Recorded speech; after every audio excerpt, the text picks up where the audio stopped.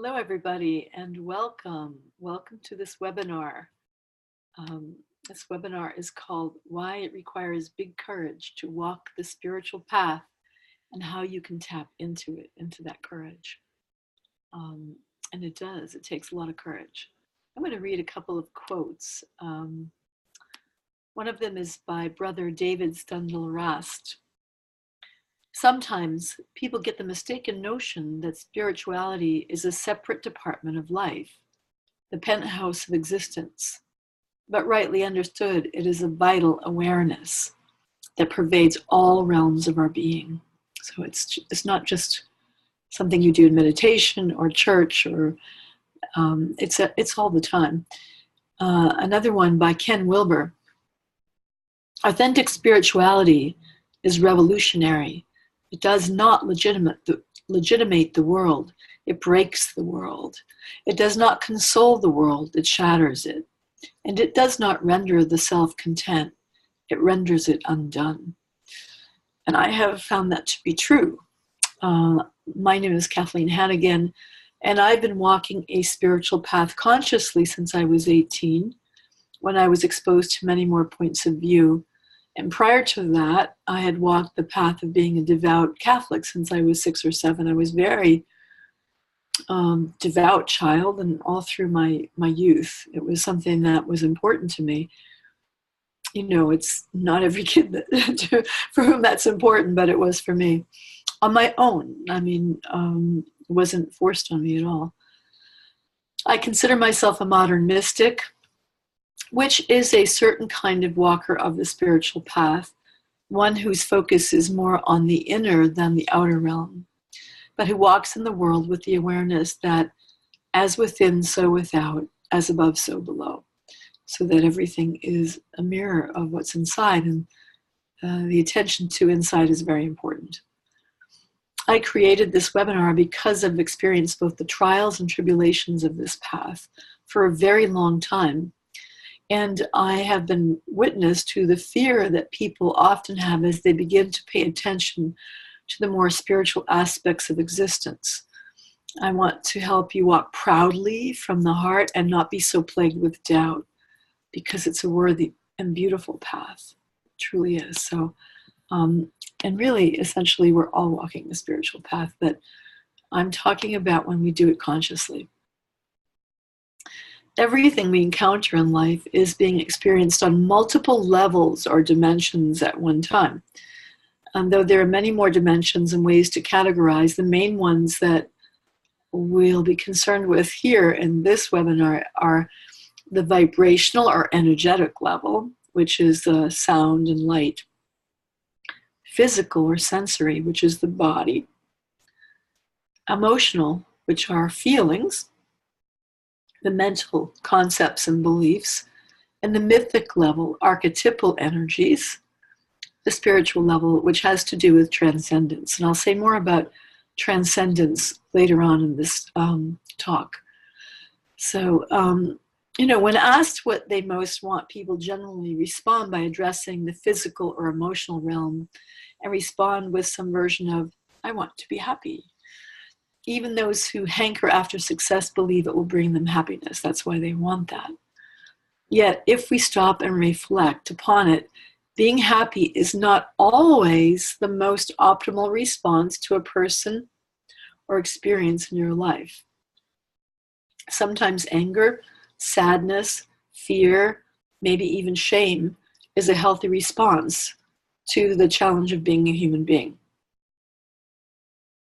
Consider that going for something far greater than happiness, including and transcending, so including the emotions and transcending fear, anger, grief, shame, and all the other emotions, could liberate you to live a truly fulfilling and fulfilled life. What if waking up to who you really are in your essence, which is what I call your love seed, and connecting to this infinite source of vitality within, could supply you with a river of joy, self-acceptance, and prosperity that far exceeds any goal of happiness? I believe that's true. I have been experiencing that for a long time in my life. I'm 66 now, and There was a time where I had a really big house and a lot of material things. I went through a really fancy car phase. I had an Audi Quattro and a Lexus, and you know, I've had a lot of really nice things in my life. As I've evolved, those things they've been less important to me, put it that way. That's really true. I think that's true for many people as we get older, but it's something more than that. It's more of the focus and realization of what truly brings you joy. So I've worked intimately with thousands of people over the years to help them uplift and improve their lives and their relationships, and I've come to know where they need to look if they really want to find their joy. I can tell you right now, it's not in a big 401k, in an expensive car, or getting Facebook likes. It is not any of that. Like the man who is looking under the streetlight to find his lost key when he lost it many miles back on a dark road. People get stuck looking in the wrong places because, as the man said, the light was better there. And I don't know that the light is better when we look in the wrong places. It's just that it's brighter. It's like it's the immediate thing that's going to make you happy. It's a lot of shiny objects. If you do choose to walk the spiritual path, as opposed to a religious path, though the two are not mutually exclusive, it can happen that often you are misunderstood by the people who are close to you, especially your family. You may be mocked or considered too woo-woo, which is a term I have a big aversion to, because when people say woo-woo, it sort of tells me that they just don't recognize or honor the spiritual, and they're a little bit afraid of it. You may need to find new friends even, and often you need to leave situations that are no longer in alignment with who you truly are. It can even disrupt your life in a big way. In her very enlightening book called Relationships of Above Average People by Olivia Roberts, she says that most relationships fail after the initial attraction wanes because there is a difference in the rate of growth between the two partners. The more a person is capable of receiving the contents of their soul, the greater is the potential for a person's growth. The less a person is capable of receiving soul content into their subconscious mind, the less potential there is for growth in that person's nature. I find that to be true. Some people go looking for it. They make the connections everywhere. They think about their dreams. They know that they met someone for a reason, and other people, they don't pay any attention to any of that, and they're not concerned. And there's nothing wrong with living a life like that. It's just different. It's just different. So the less a person is capable of receiving soul content into their subconscious mind, the less potential there is for growth. So the soul has a wisdom already, because we really are spiritual beings trying to figure out how to be human.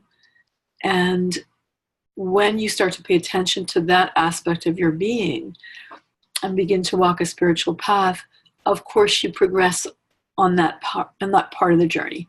If you're very focused on the physical, you'll progress there. And none of them are meant to be, they're all working together, because if you're on a spiritual path, but you don't take care of your body, you don't display self-love through physical care, your physical vehicle will not support your spirit after a while. So it's really all one thing, but most people are not focused beyond the mental, emotional, or the physical for very long. Maybe on Sundays for an hour.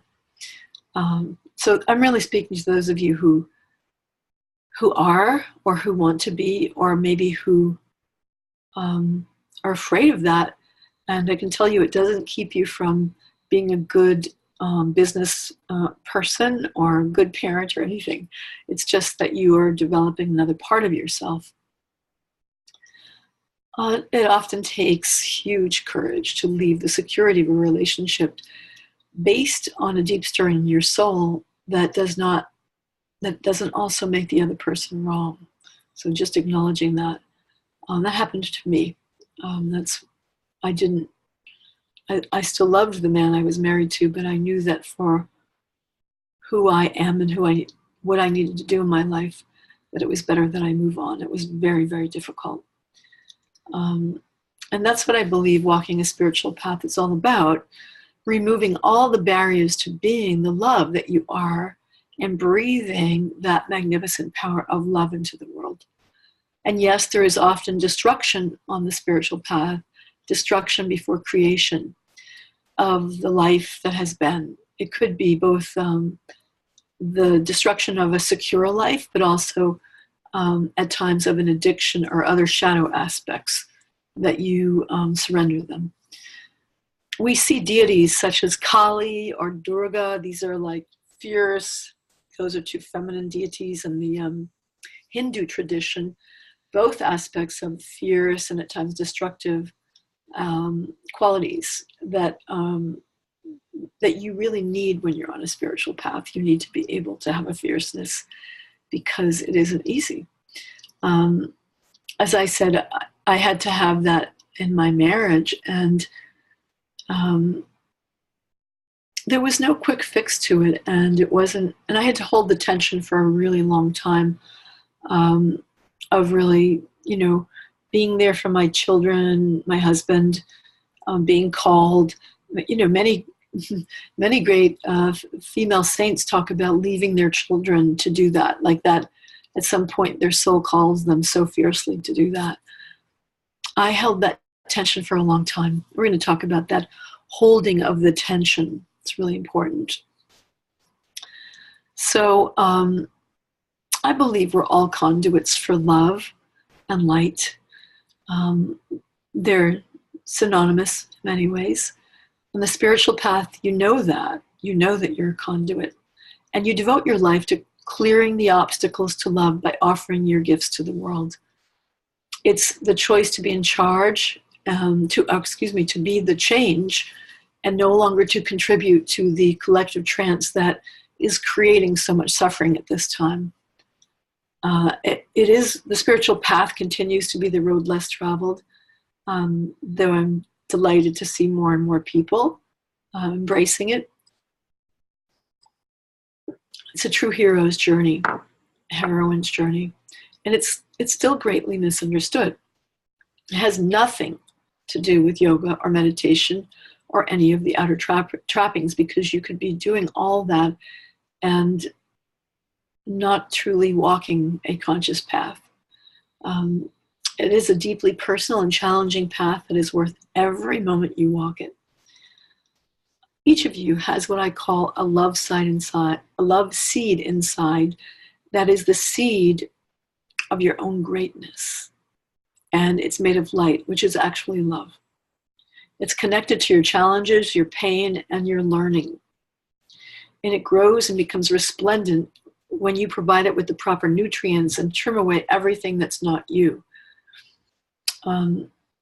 It's a big task, and it involves unlearning many things that you took for granted that were simply conditioned, and putting time and energy into self-reflection, prayer, meditation, contemplation, whatever works for you to maintain, really remain connected to your love seed, which is the essence of who you are. The journey itself is the journey to connect to that. Because for all of us, it gets buried due to the trauma and woundings in our lives. Our ego doesn't know this, however, and it doesn't care about this love seed. We're all trained to serve our egos, and it's killing all of us. That push for success, that push for whatever it means to finally be good enough. Growing your love seed is not valued as much as growing your bank account or your buff body at this time. Again, I believe we're on the precipice of a huge change. where we don't see it as either or anyway. Each of us must have the courage to value it more. It's an intelligence that will really save our whole planet and make a huge difference for so many people. That's, again, why I created this webinar, to inspire and instruct you, because this path of transformation is truly the road less traveled in a world of quick fixes and sound bites to enlightenment. To walk this path, you need a code or a template for your life that's different from the norm. It's like a blueprint or a mandala with a center that is synchronized with the evolutionary impulse that our planet needs at this time. So you are in sync with what is needed, and it resonates within you in a very unique way. You'll need to learn to resonate with the vibration of love in your deep heart. And from this, you will find yourself having greater courage and compassion, joy, and gratitude. And this will inevitably manifest in your outer life in the form of having even more for which to be grateful. So we've all heard of that,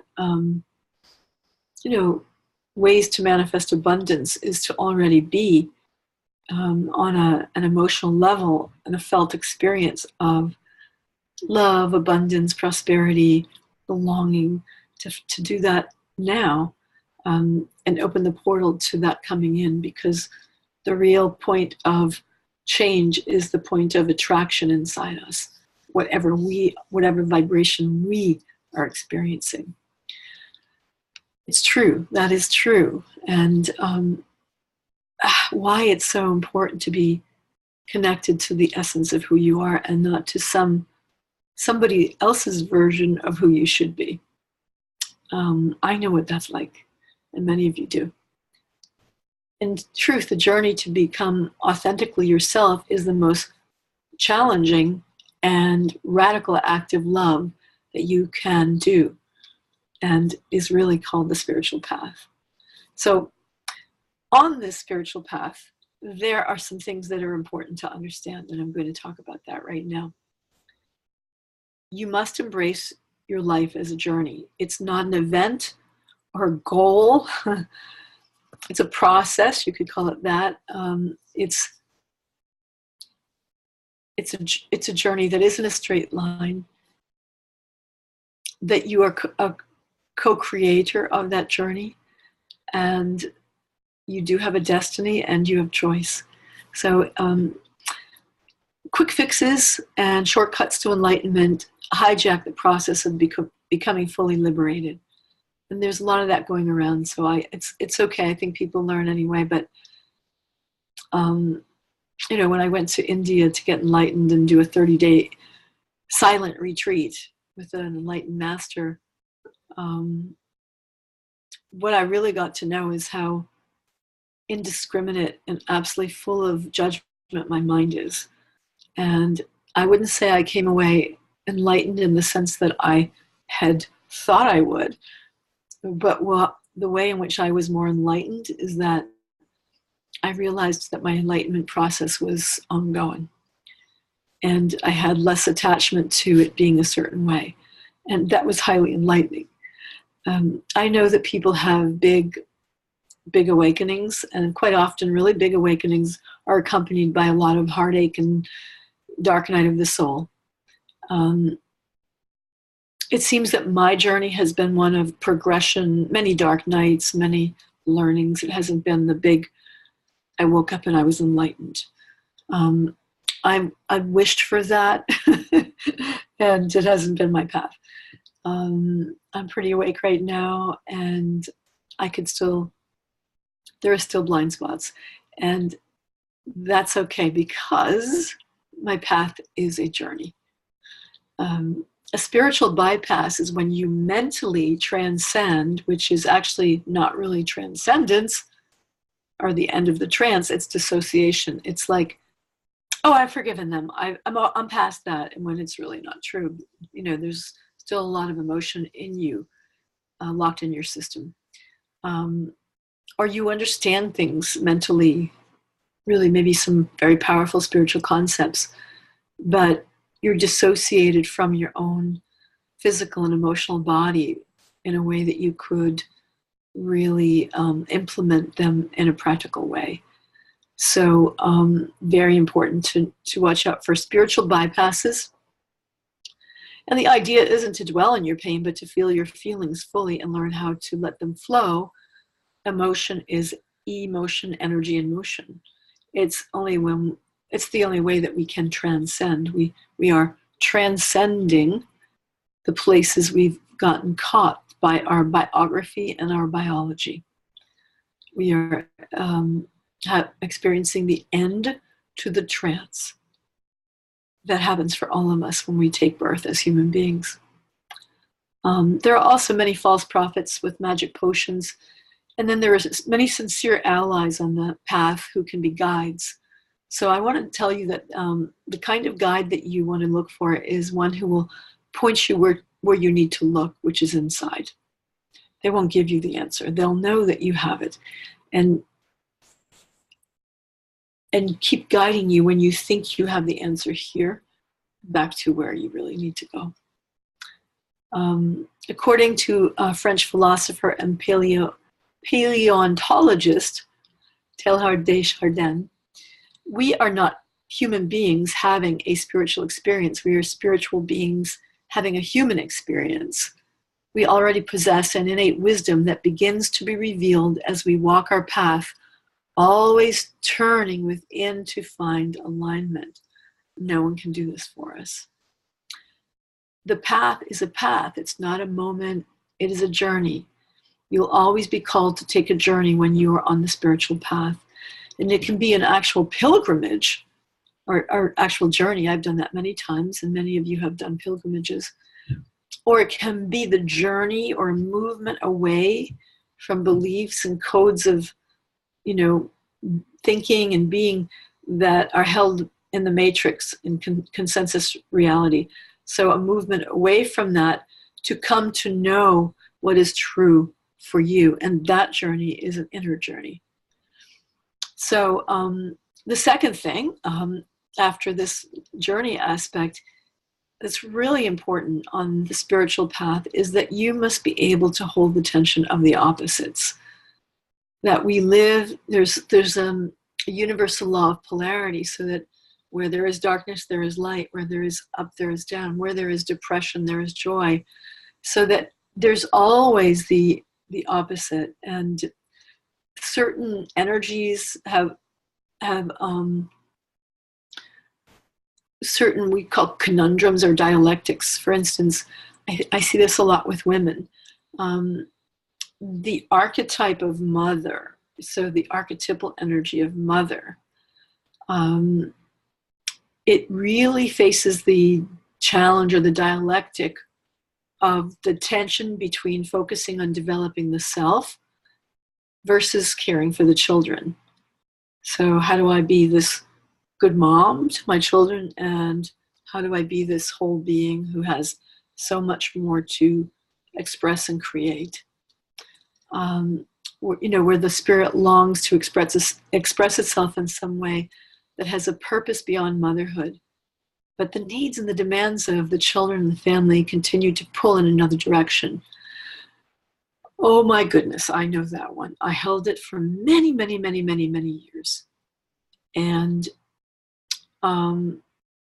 holding the tension of the opposites consciously is a process of maturing emotionally and spiritually.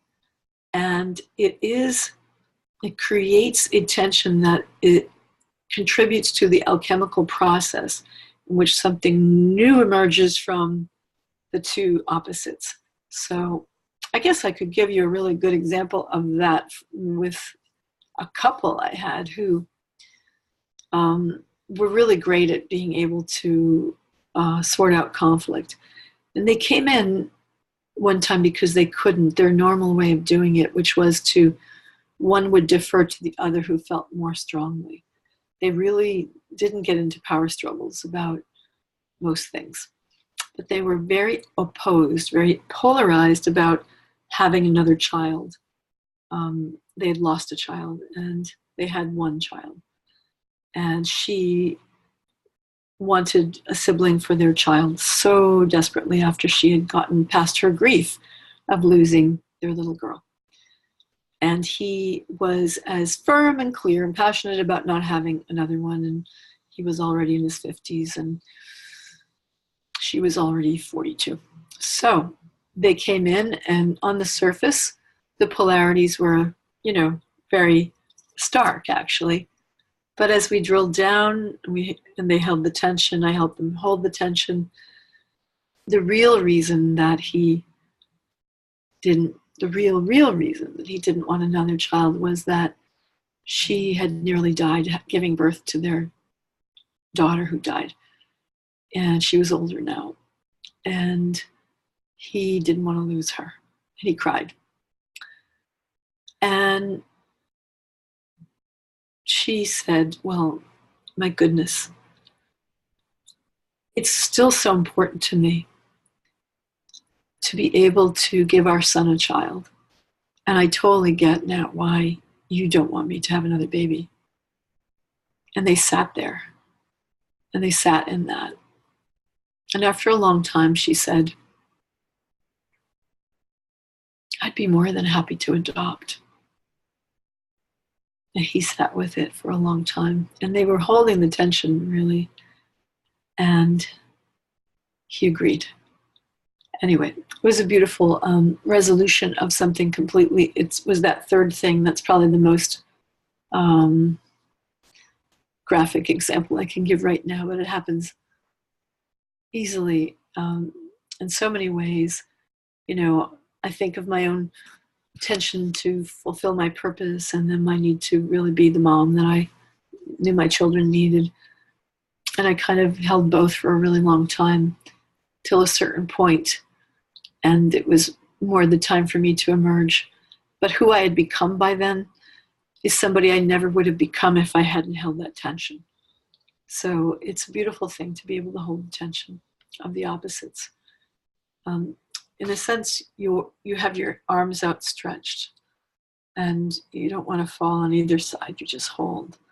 It's a beautiful, powerful aspect of the inner holding masculine energy. So the next point that I want to make that will help you to really walk the spiritual path is that you do the work of freeing yourself from victim consciousness. Really important. That is really the development of spiritual intelligence. We have many parts. We all have a shadow part, a dark part, the part that isn't so maybe so loving and kind and unselfish as we'd like to be. It can be more than just that. There can be good stuff in the shadow. But on the path, what I call the path of zero is another name I call the spiritual path, because what you're getting to is that 0 point inside that is able to hold the tension of the opposites and where transformation happens. On that path of zero, you're meant to integrate all the parts of yourself, not just develop one over the other. No matter where you are and no matter what you're experiencing, you have that capacity, and your life keeps giving you feedback. Your life is helping you birth a new consciousness all the time, and is a process of transmutation. When you are particularly struggling in what is often called the dark night of the soul, whether to leave a marriage, maybe with a health challenge, with a child who has an addiction. There's so many painful and huge challenges that people face. When you are facing such challenges, you want to learn to experience what you're going through consciously. I call this conscious suffering. In The New Earth, the book In the New Earth, Eckhart Tolle says, eventually suffering destroys the ego, but not until you suffer consciously. In the midst of conscious suffering, there is already a transmutation. The fire of suffering becomes the light of consciousness. So, holding the tension all those years for my myself, where I wanted to do so much more and knew it wasn't the time, I turned within, and I really I tended the fires that were inside me, and I became someone new through that process. And then it led me to go to graduate school and get my degree and all of that. But that was a really hard time. I see a lot of people suffering, wanting to know what they're here for, or suffering because they're unhappy in a marriage to a person they care about very deeply. We suffer when our egos war on the path of integration with our higher self. We have these parts and we're trying to bring them into alignment with our higher self. And sometimes some of them don't want to come into alignment, like the addictive parts. And well, there are a lot of parts that don't like to toe the line.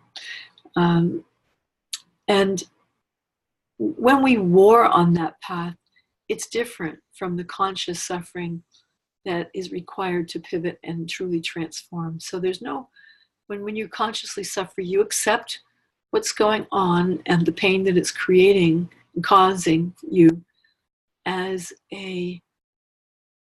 as the fires of transmutation and transformation, as something that you are allowing yourself to experience as a human being, or as a spiritual being in a human body. That we're here, we would not be becoming so attached and loving so deeply, and then hurting so badly when we have losses, if we weren't meant to go through those experiences and meant to transform in the meantime. It creates a fire. In the first case, when we just suffer because we feel the separation between our ideal self-image and where we presently are, it's just more our ego. But in the case of conscious suffering, we feel the authentic pain of not being all we could be at times, and of being separated from our love seed. And that suffering begins to draw us in the direction we're meant to go. Really important. We may not know for a long time what we're called to do, but we usually can feel it in the center of our chest, and it feels like a pull. During a dark night of the soul, which comes from the poem of the same name by the Catholic mystic saint John of the Cross, the foreground of a person's existence seems to fall away, and he or she faces a kind of existential crisis. It's like everything else becomes not important. Do I stay in my marriage or do I leave? Do I do this treatment or do I not? Do I enable my child or do I let go? Do I surrender this addiction or do I hold on? It becomes an existential crisis. And this crisis may be the dilemma of loving two people while married, of wanting to abandon a responsibility that would mean a total loss of identity, of being caught doing something illegal. There's always opportunity for real growth during these times where we have a dark night of the soul. And we have to let go of the outer images of what we thought we were to discover who we truly are. Conscious suffering allows you to lead an epic life where you're continuously offering your own suffering in the service of others. There's a beautiful and ancient Tibetan Buddhist meditation that spiritual teacher Pema Chodron teaches called Tonglen, which means giving and taking. In this meditation, you deeply connect with your own personal pain and breathe consciously through the heart, and then do the same as you connect to all the other beings who suffer that same feeling of loss or betrayal or fear. So it's a beautiful, as within, so without, connecting to the world so that your pain is connected to the pain, and yet you do your part. It's beautiful, beautiful work. Our imperfections really and our suffering bring us to our knees. And if we're too perfect and we can't fail, we never surrender and cannot ever discover the true meaning of our larger purpose and realize that the powerful quality of what I call amor fati, which is a Latin phrase meaning the love of one's fate. It's used to describe an attitude in which everything in your life, including suffering and loss, is necessary. You accept the necessity of it all in the grand design of existence, and simply because it is happening. Amor fati, I love that word, amor fati, it's so beautiful, means that you deeply connect and accept all the events and situations that have brought you where you are. Another beautiful principle on the spiritual path. The fourth one is that you must know when you are in an emotional blind spot. The emotional blind spot is really when we get triggered in the here and now, and we have what's called an amygdala hijack. A part of our brain perceives what's happening to be alike enough to something in our past that was potentially traumatic, and we are, as in PTSD, catapulted back to that inner experience or the felt experience of something in our past. And we believe that the thing that's happening in front of us is what's causing us the intense reaction, when it's actually something from before. So maybe 10% is the thing in the present moment and 90% is from before. And we call that an emotional blind spot because we're blind to what the source of our reaction is. When we experience intense emotions and feelings as a result of our parents or any authority figure disowning their emotions and feelings, we end up with the dysfunctional loop of carried emotions, so that we can often be having carried emotions that don't even belong to us. Dad experiences shame below the level of awareness when he sees his adolescent daughter dressing in a provocative manner, but he expresses it as anger. The daughter then experiences the shame, which is not her own. She may repress and deny it, lash out in anger, or turn it inward toward herself. So she may have then reactions later of shame that really come from that interaction with her father. Let's say she's married later and her husband says, "Do you think you should wear that dress?" Kind of intimating that it's maybe too sexy. And she will have a shame attack. So obviously, developing the witness sufficiently to be aware when you are having that experience and being able to contain it and not lash out is a huge amount of work. And you won't learn that actually just meditating or in a monastery. You learn that by interacting with others and developing incredible compassion and empathy for yourself and others, so that you begin to, first of all, understand the mechanisms of the brain and what's happening, and no longer see the people in your life as out to get you. They can hurt you by virtue of the fact that they can be unconscious. But 9 times out of 10, this is excluding when someone's really malevolent, people are reacting out of their own issues. As the Course in Miracles says, all attack is a cry for love. And to be able to stay grounded and clear and not reacting out of your emotional blind spot, no matter what's going on, is a very high value on the spiritual path. That's a lot of work. Emotions do need to move and flow, so you just don't want to stuff them. But you can let them flow like a river inside you and begin to watch them like an eagle. You become very intimate with your own emotions.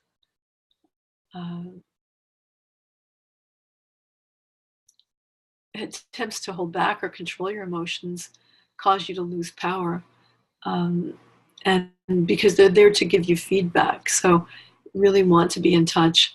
When you shut them down, the energy stops and drops, and that's when we get sick. So it's really important to be able to become masters of our emotion. The unfinished emotional blockage is actually what you need to pay attention to. So if you keep having something come up or the same reaction all the time, and it's trying to get your attention for you to look back to your past to see, could be a previous life too. If it's still there, it's also been in this life in your biography somewhere. And we have ancestral stuff that can be affecting us. So it's really remarkable when you think about it, that there are so many different dimensions that can be affecting any one of us at any given time. So this is, again, it's a journey. I'm pretty masterful at this point, and I can still fall. I can still become off center. If mostly it would be with my children or someone close to me, but it can happen, and it's just what I do with it that's different than when I was younger. And that's the key, is you want to learn that how to do the least amount of damage, and in fact continue to hold yourself and the other person in high regard. That's having good emotional, relational esteem. The next principle I want to talk about is that you must learn how to transcend. Spiritual path is about the end of the transcendence. So there is the word transcendence, and when I realized that it was also implying the end of the trance, I put them together. So there are different transcendent realms that allow for change in different ways. So I'm going to tell you about the three most important. Transformation is a very human way of change that involves shedding the old so the new can appear, sort of represented by the snake who sheds its skin, or the caterpillar that becomes the butterfly. We usually meet great resistance before this way of change is realized.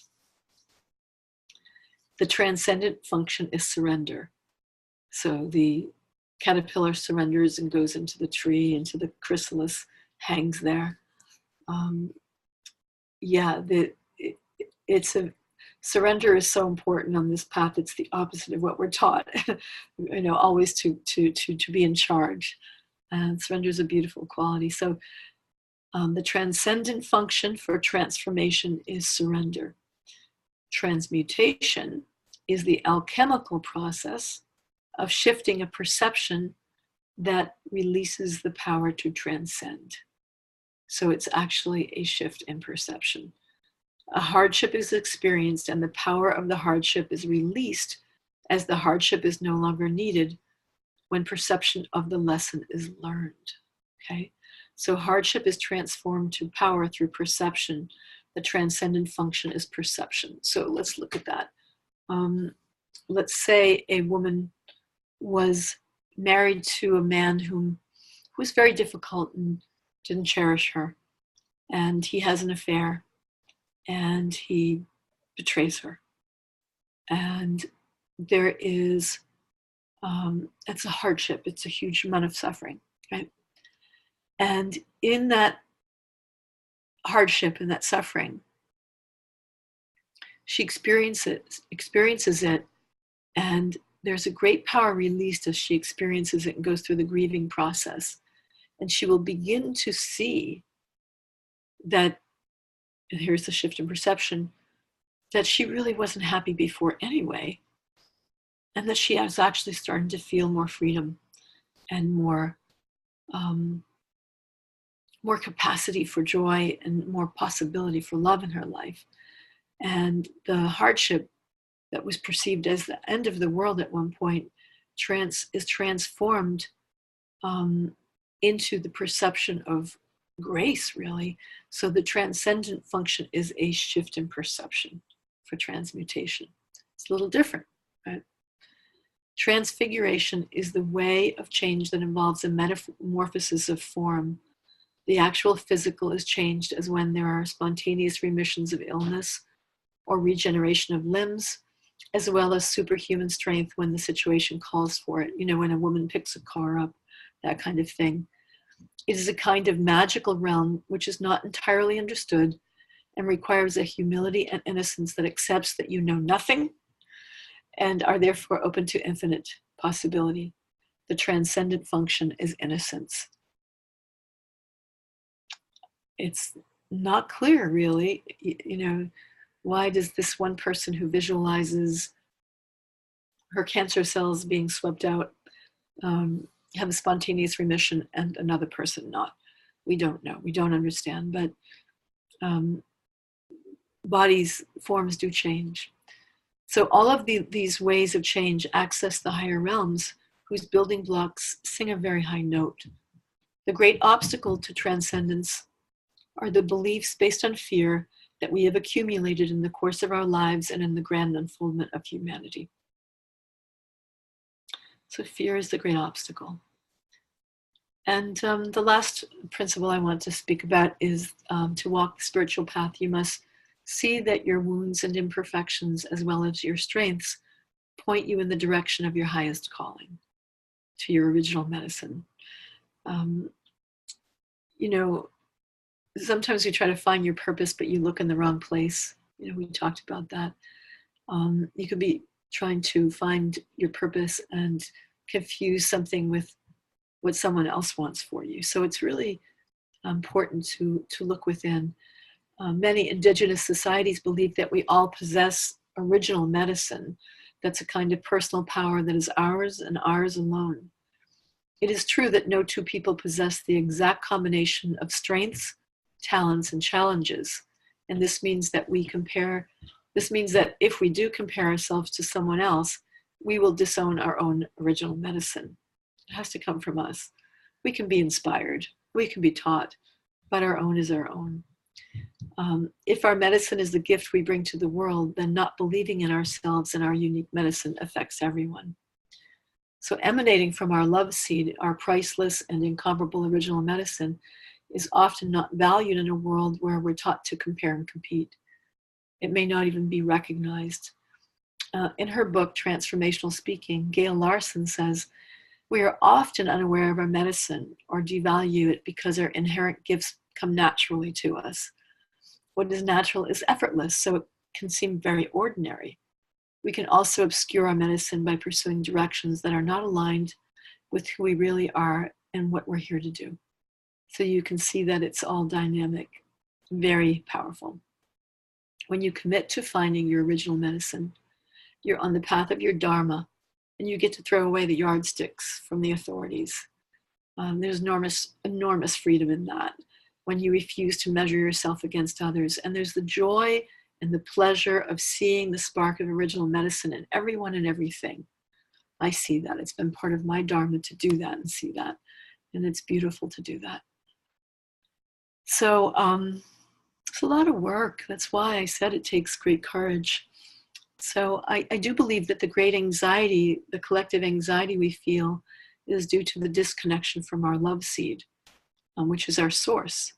And the great sadness is what we feel when we finally get close to reconnecting with it. It's like there's like an ache.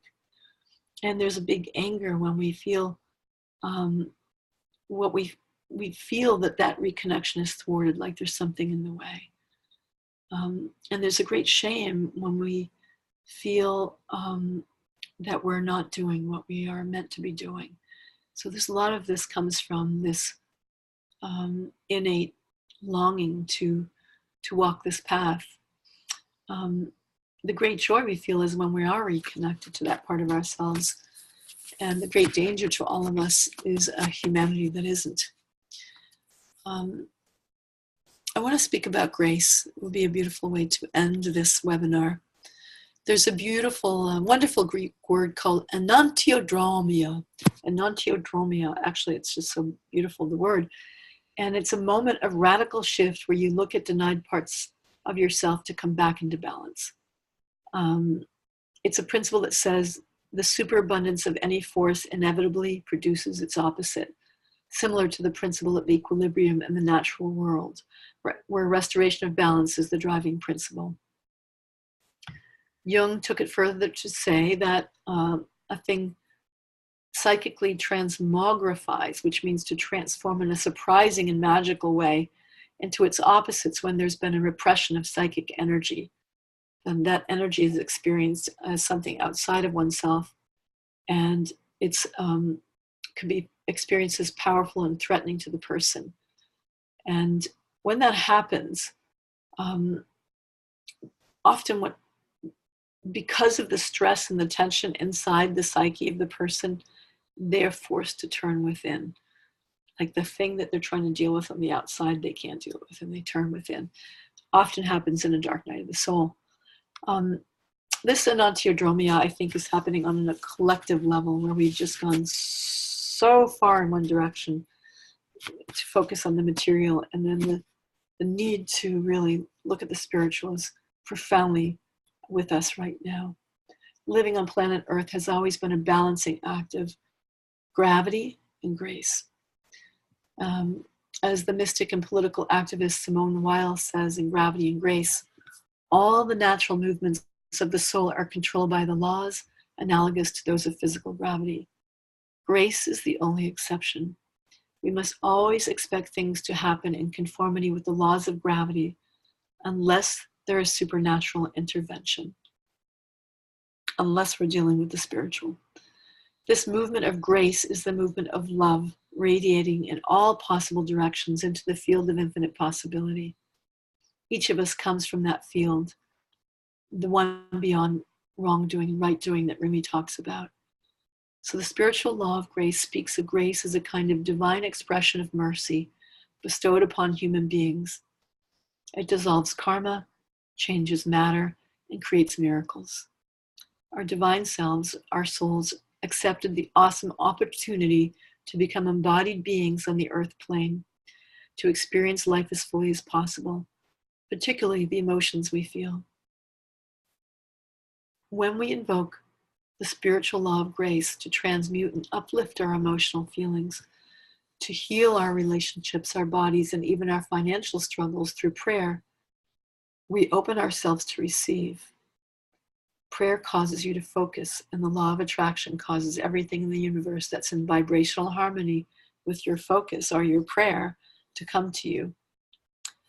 Yet, as the American novelist Flannery O'Connor says, all human nature vigorously resists grace because grace changes us, and grace is painful. Let me read that again. All human nature vigorously resists grace because grace changes us, and grace is painful. It's beyond our control. It happens to us. In truth, it's the answer to our prayer, but it often doesn't feel like that while it's happening. The dismantling of your marriage, the dismantling of your health or your finances. I know it well.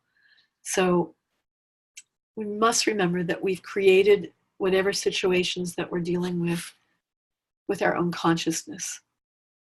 And that our souls chose these challenges so that we would learn from each experience, and so that we can open ourselves to divine grace. We don't always know how to solve the problems and the challenges that we face as humans. But when we do consciously walk the spiritual path, we can walk knowing that everything we go through is teaching us something. It's there for our own unfoldment, for our own upliftment. We have to open to that. We can, in fact, offer grace to others through compassion, empathy, forgiveness, mercy, and love. And each time we do this, we open our hearts to receive an inflow of divine grace and mercy ourselves, which is truly supernatural intervention. I want to say that for those of you who have been walking a spiritual path, or whether you've been on the path for a really long time like me, or you're new, or you're thinking about it,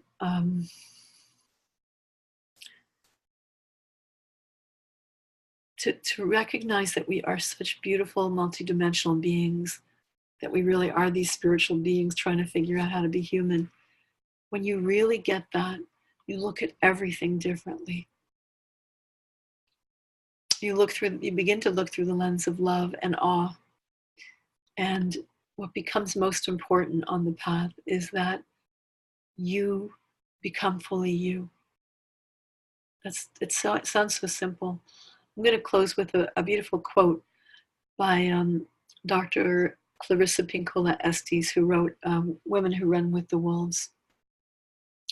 One of the most calming and powerful actions you can do to intervene in a stormy world is to stand up and show your soul. Struggling souls catch light from other souls who are fully lit and willing to show it. So as you walk this path, you accumulate more light. You accumulate that for you and for everybody. So stand up, show your soul. I got a catch in my throat with that one, because whatever struggles you've gone through, whatever woundings you've had, have brought you to where you are now. Have opened your heart, your perception, your doors of perception, to be more compassionate, to be more understanding, to be more hopeful, knowing that there's the other side of every challenge. I highly recommend walking the path. So I thank you all so much for listening in, and may your path carry you. May your path carry you very far. Much love.